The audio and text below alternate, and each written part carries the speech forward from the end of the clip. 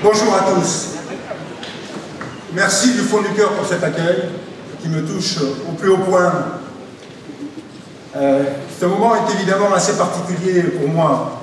Je m'exprime donc devant vous pour la première fois. C'est un moment donc très important et je vais d'abord vous dire pourquoi. Cela fait plus de 30 ans que je bataille au service de la France. D'abord dans mon métier de magistrat contre la délinquance pour les victimes, en politique, où je me suis engagé par conviction en 2002, en battant dans sa circonscription le fils Mitterrand.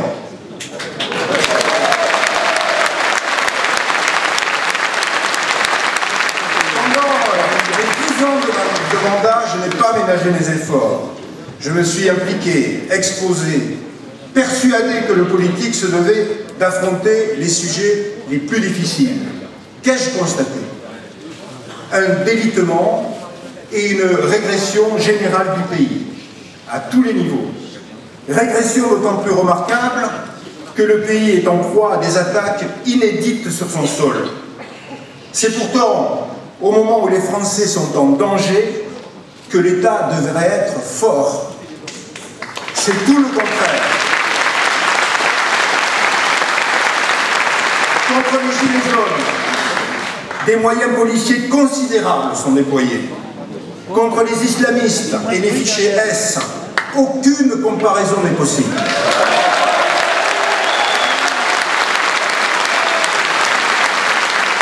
Le constat est accablant dans tous les domaines. Mais le gouvernement actuel n'est pas le seul responsable. Ceux qui l'ont précédé ont leur part de responsabilité. Quelles que soient les causes, c'est une certitude. Je l'ai constaté en essayant de faire évoluer le système de l'intérieur. Avec Thierry Mariani, nous avions ainsi créé le collectif parlementaire de la droite populaire pour obliger le gouvernement de l'époque à appliquer tout le programme présidentiel de 2007. Mais le système est figé. Et le décalage entre les gouvernants et le peuple est tel que celui-ci, à présent, se révolte. Nous le voyons malheureusement tous les jours. Le pays est également miné par l'islamisme, le communautarisme, le ressentiment de plus en plus marqué dans la population qu'on veut nous imposer une société et une France qui n'est pas la nôtre. Mais nous voulons rester en France. Nous ne voulons pas retourner au Moyen-Âge. Nous ne voulons pas avoir à choisir entre la soumission ou la guerre civile. Dans ces conditions, pour moi, pas question de rester à l'écart. Je m'engage. Je m'engage avec vous. Je m'engage avec la Républicaine.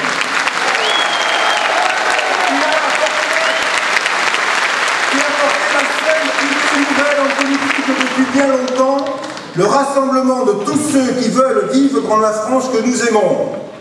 Le rassemblement de ceux qui ne veulent pas perdre leur identité, leur culture, leur tradition, leur histoire.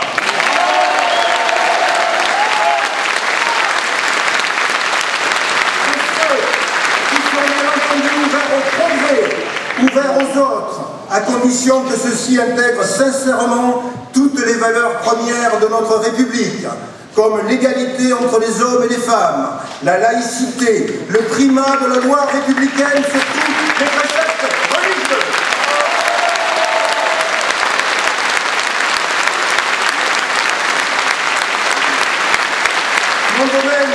Mon domaine privilégié, vous l'avez compris, c'est le régalien. C'est en particulier la justice.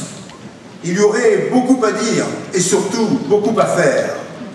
Notre projet en la matière, c'est exactement l'inverse de la justice taubiresque.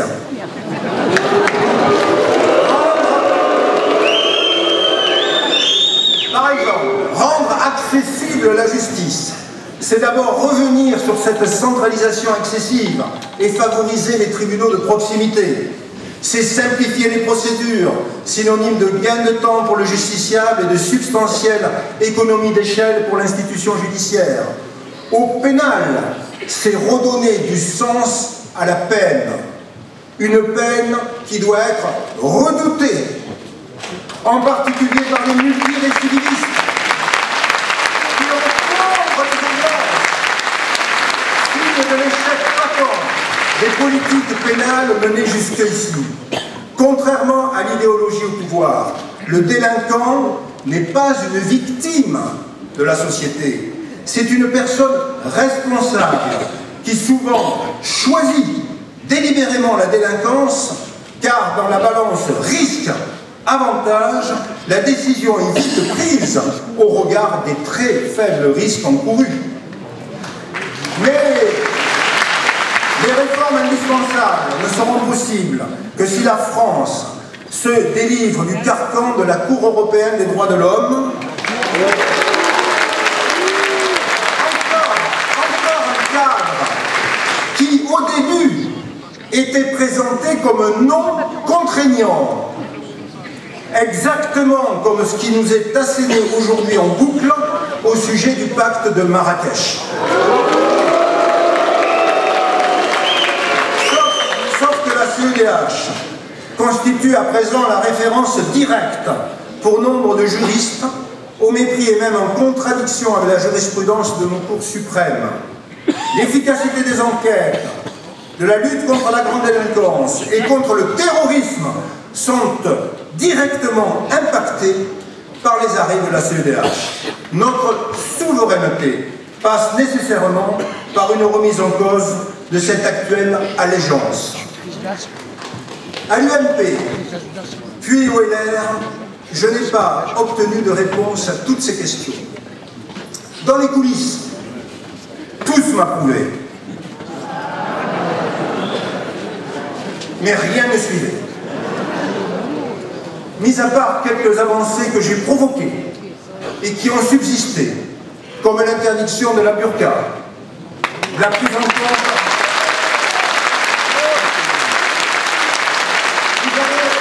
Vous avez dans cette loi tout ce qui est nécessaire pour lutter contre tous les communautarismes. Si on veut l'étendre, c'est tout à fait juridiquement possible. J'ai réussi également à faire entrer dans le droit pénal la prise en compte de la dangerosité et la création de la rétention de sûreté. Mais malgré cela, rien d'autre n'a vraiment bougé. Un simple coup d'œil dans le rétroviseur permet pourtant de se rendre compte que les anciens ténors du RPR avaient pourtant compris les attentes. Mais ils n'ont pas appliqué une fois au pouvoir tous leurs programmes, comme par exemple en matière d'immigration, avec les États généraux de Villepinte en 1990. Ils s'engageaient sur des propositions très fermes. Tout y était, mais rien n'y fit. J'ai donc dressé le constat que rien ne changerait. Et j'en ai tiré les conséquences. Car il est impossible d'attendre encore. La situation quasi-insurrectionnelle que nous vivons aujourd'hui le démontre.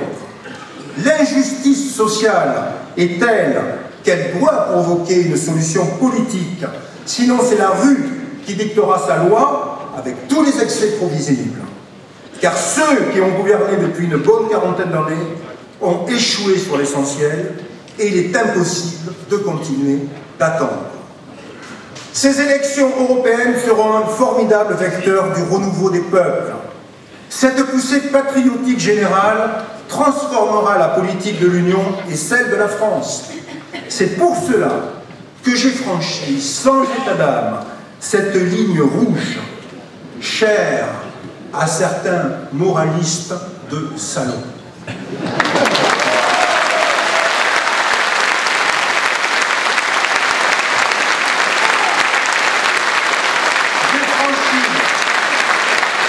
J'ai franchi ce seuil psychologique en entrant en résistance et dans l'action. J'ai laissé le confort relatif de mon métier pour rester fidèle à mes convictions. Einstein avait là aussi bien raison lorsqu'il affirmait que le monde ne serait pas détruit par ceux qui font le mal, mais par ceux qui les regardent sans rien faire. Il faut donc intervenir, agir, s'engager pour créer un élan et obtenir une majorité au Parlement européen, puis aux prochaines élections en France. Et les peuples y sont prêts, c'est ma conviction profonde, c'est le sens de l'histoire. Depuis que mon nouvel engagement est connu, je reçois de très nombreux messages qui dépassent les simples félicitations. Je suis surpris par l'ampleur de ces encouragements et par le grand espoir qui transparaît. Les Français aiment le courage des précurseurs et la sincérité des décideurs. Ils aiment profondément ceux qui sont prêts à combattre pour de justes causes, en faisant sauter les digues, en continuant d'ouvrir des brèches dans tous ces clivages partisans de notre âge, nous allons y parvenir.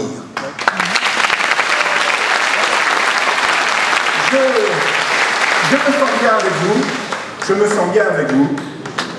Je suis libre et déterminé, convaincu du bien fondé de ma mission, et je vous remercie du fond du cœur de me permettre de la mener au cours de cette belle campagne qui s'annonce. Tous nos amis, tous les passionnés de la France doivent nous rejoindre dans ce grand élan national et européen qui emportera tous les blocages sur son passage en libérant enfin les peuples.